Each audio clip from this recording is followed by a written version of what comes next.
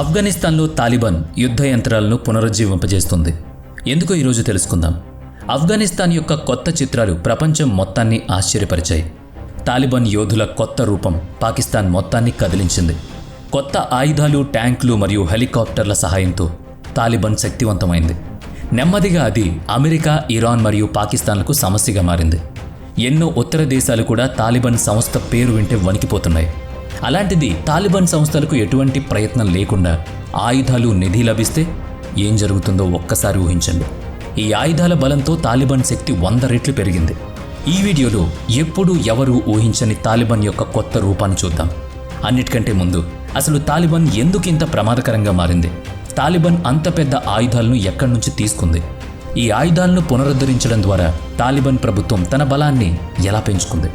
ఇప్పుడు ఏ దేశాలకు ఆఫ్ఘనిస్తాన్ ఉగ్రవాద ప్రభుత్వం కొత్త సమస్యగా మారబోతోంది? Let's begin the story.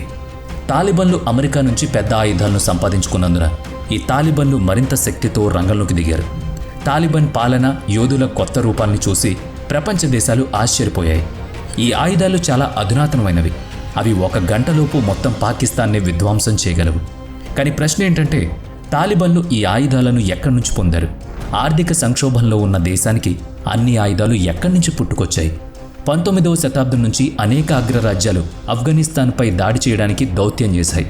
19వ శతాబ్దం ప్రారంభంలో ఆఫ్ఘనిస్తాన్ బ్రిటిష్ ప్రభుత్వానికి, 20వ శతాబ్దంలో రష్యన్ సైన్యానికి, 21వ శతాబ్దంలో అమెరికన్ సైన్యానికి యుద్ధ స్థావరంగా ఉంది. కానీ ఏ శక్తి అయినా ఆఫ్ఘనిస్తాన్ను పట్టుకోవడం చాలా కష్టం. 2021లో అమెరికన్ సైనికులు ఆఫ్ఘనిస్తాన్కు తిరిగొచ్చినప్పుడు తాలిబాన్ యోధులు అనేక హైటెక్ ఆయుధాలతో నిండున్నట్లు కనిపించారు. ఆఫ్ఘనిస్తాన్ వద్ద ఎన్నో ఆయుధాలున్నాయి. నిజానికి 1969 నుంచి 2021 వరకు దాదాపుగా 40 సంవత్సరాల చరిత్రలో ఆఫ్ఘనిస్తాన్ అనేక సవాళ్లను చూసింది. 1979లో సోవియట్ యూనియన్ ఆఫ్ఘనిస్తాన్పై దాడి చేసింది.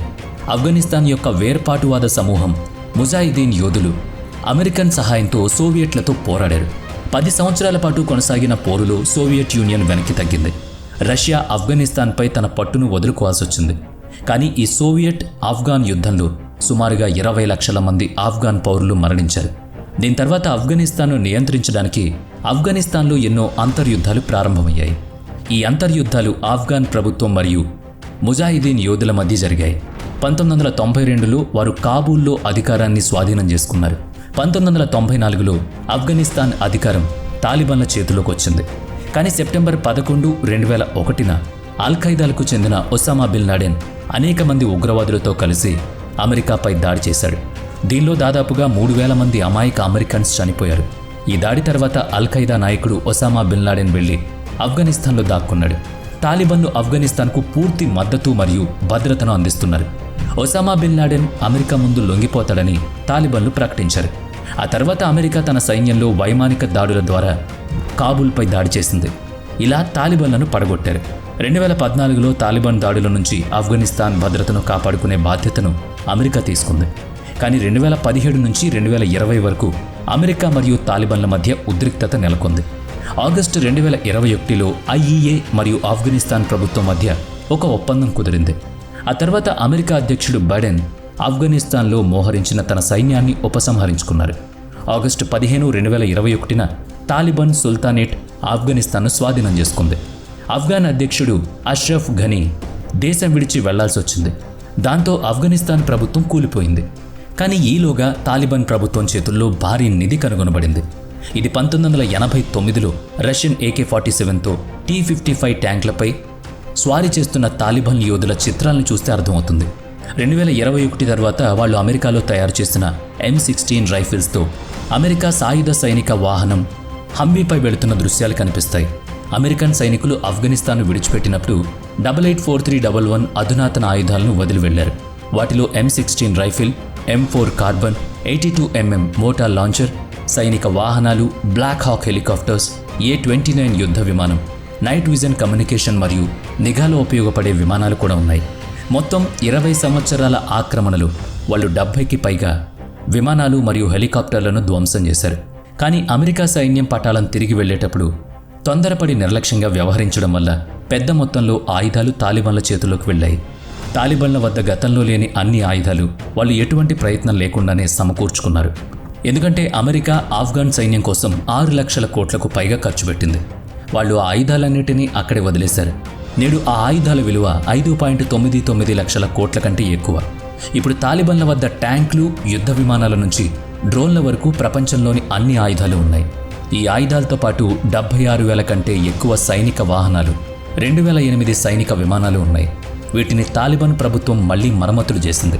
వారి సాంకేతిక బృందం మరియు ఇంజనీర్లు కలిసి 150 అంతర్జాతీయ కమాండోలు, 25 హంవీల నుంచి అస్సాల్ట్ ట్యాంకులు, 4 ట్రక్లు, 10 యుద్ధ వాహనాలు మరియు 15 హంవీ అంబులెన్స్లు మిగిలిపోయాయి.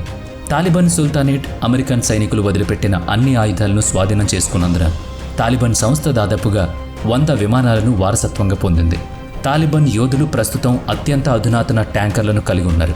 అమెరికా వదిలిపెట్టిన ప్రమాదకరమైన ఆయుధాలు కూడా ఇప్పుడు ఈ తాలిబాన్ల ఆధీనంలో ఉన్నాయి. తాలిబాన్ ప్రభుత్వం ఆయుధాలతో నిండిన ఎన్నో వాటిని స్వాధీనం చేసుకుంది. 13 షార్ట్ రేంజ్ మోటార్లు, 122 mm D30లు, 17 హోవిట్చర్లు, అలాగే డజన్ల కొద్దీ సాయుధ వాహనాలు కూడా దొరికాయి. అందుకే ఇప్పుడు పాకిస్తాన్ అయినా, ఇరాన్ అయినా సరే ఆ దేశాలన్నీ ఆఫ్ఘనిస్తాన్కు తప్పక భయపడాలి. ఇక గతంలో తాలిబాన్ అసాల్ట్ రైఫిల్లో క్లాష్నికో రైఫిల్ను కలిగి ఉంది. కానీ ఇప్పుడు వారి వద్ద M16 మరియు M41 rifles, RP light machine guns, అలాగే M240 మెషిన్ గన్స్ కూడా ఉన్నాయి. ఈ ఆయుధాల సహాయంతో ఆఫ్ఘనిస్తాన్ కోరుకుంటే పాకిస్తాన్ను కూడా లేపేయగలదు.